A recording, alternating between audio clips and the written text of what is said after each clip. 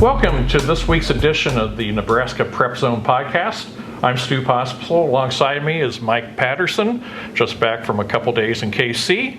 And we've got some good ball games in store this week for week 3 of high school football and volleyball. Right. Early in the season, Stu, but really some key games. I guess I'm thinking specifically on Friday night. There's a couple of giant games coming up this week, so huge matchups, and let's start in right there. We'll take the ratings in a minute, but number 1, Omaha Westside plays host to number 3 Bellevue West. I mean, this is the game of the regular season, in my opinion, for the talent that will be on the field. And there's, I think, some stress tests ahead for the defenses, Mike. We know they've got potent offenses, but how will the defenses match up? And the one that is able to slow down the other may be the winner, right, provided they have a sound special teams game. Right. Well, you've seen Bellevue West. I've seen Westside. I saw the Warriors in their opener against Creighton Prep. They opened up a 24-0 lead, and then they kind of hung on in the fourth quarter, won 24-17. But they looked really good up to that point. I'm not sure what kind of went wrong in that second half, but they played a nice game against Grand Island last week, back on the track, and this will be the home opener for Coach Lamanji there at Westside. It's going to be full house. Come early, park early, have a good time. It's going to probably be warm, as it has been the first couple weeks, but no, I'm looking forward to that, and I'm sending you to a supper time game. Right, moved up to 6 o'clock. So with our deadlines, that's never a bad thing. And that will be Omaha Creighton Prep against Gretna. I saw Gretna last week. They demolished Omaha Central 56-0. They've beaten 2 opponents now, Omaha Burke, and last week a total of 100-0. So we don't really know that much about Gretna. They haven't been tested yet. Quarterback Zane Flores played, I think, maybe a little more than 2 quarters that first game. He played a little less than 2 quarters last week.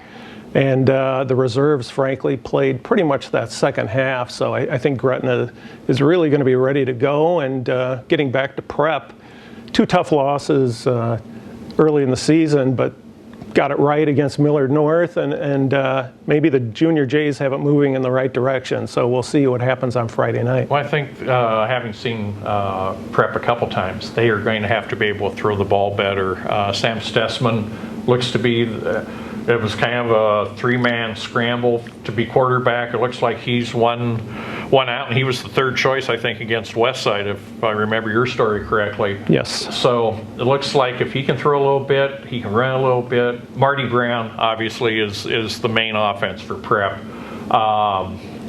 Gretna's defense pretty solid. I think something to consider here is Prep's played 3 4-quarter games. Gretna hasn't. How will conditioning maybe play a factor if it is warmer than seasonable on Friday? Right. Don't know if that's a good thing or a bad thing, but you have to like Gretna playing at home, and the fact that, like you said, they haven't played a tough game yet. So we'll see how that plays out against the always tough Junior Jays, and if they could somehow pull out that win over Gretna, their second half of their schedule is not nearly as tough as the first half. No. So that would be a positive for Prep. Well, and a reminder again, that game's 6 o'clock at Gretna Stadium for their homecoming purposes. Anyway, I'm going to run down the top 10 for this week in football. Westside, Gretna, Bellevue West. We've mentioned Elkhorn South beat Millard South last week, 31-28. Great ball game.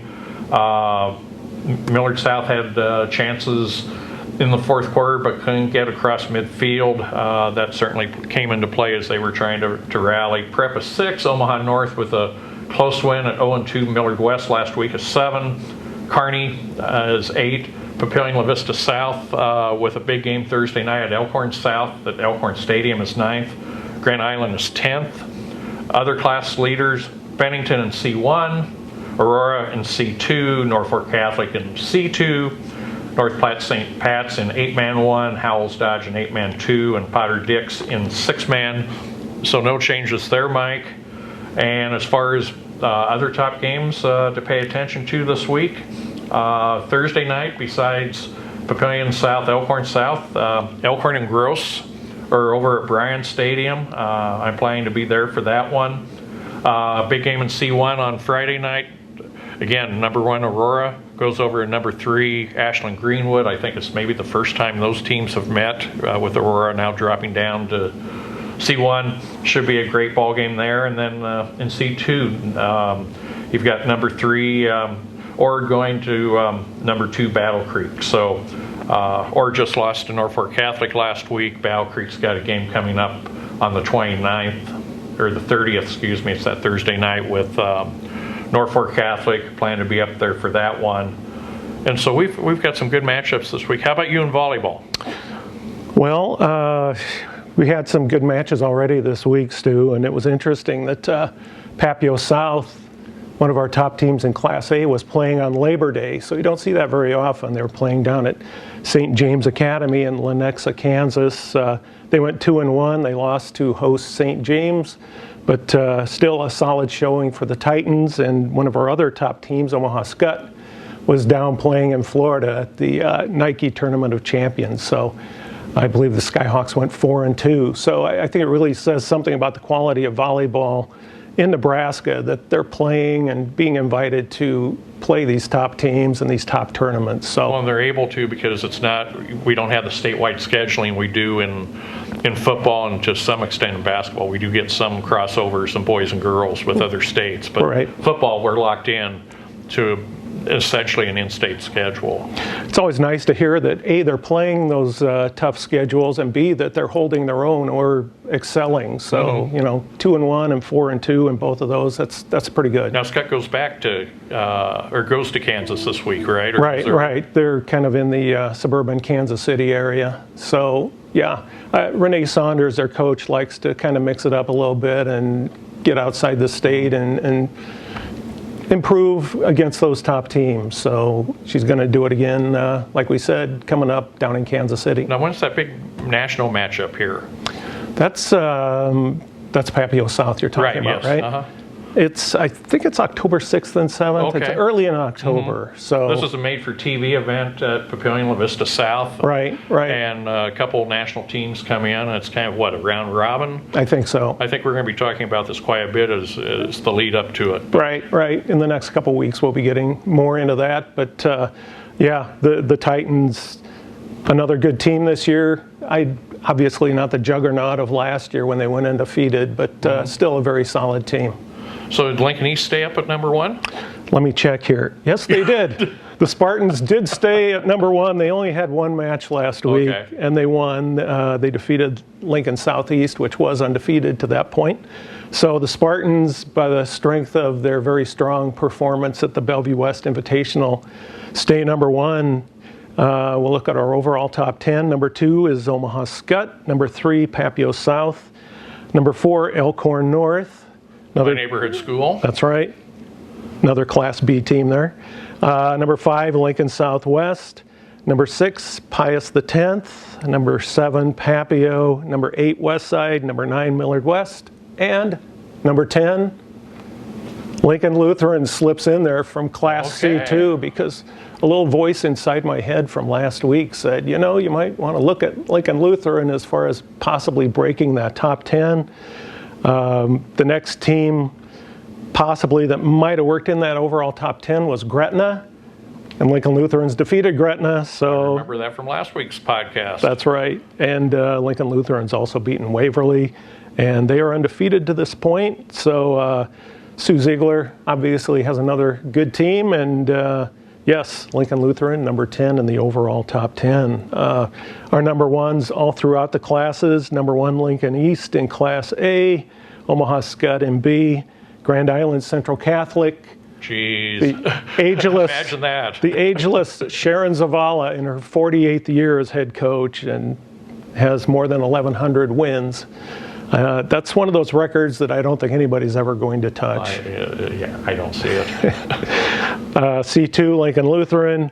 D1, Maywood Hayes Center. And D2, it's the only new number 1 we have. Shelton is undefeated, slipped ahead of once beaten Howells Dodge and Falls City Sacred Heart. So those are our number ones, and just take a quick look at the top matches coming up this week.